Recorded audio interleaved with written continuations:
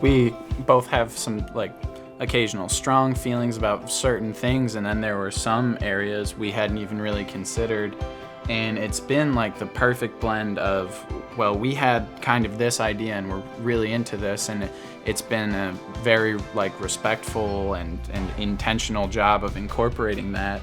And then things that we had never even considered or glossed over have been like, we don't know what we want to do there. Mm-hmm. It's been, I mean, perfect. Just Lindsay's covered, like, have you thought about this? And the answer is usually, oh, no, because we did our best to say up front, like, here's the things that are important to us, and we saw evidence of that coming to light, like, from the very first meeting. Mm-hmm. And so it's felt like a perfect blend of, like, respecting the opinions that we do have and really picking up in the areas we know nothing about. So the whole process so far has been great.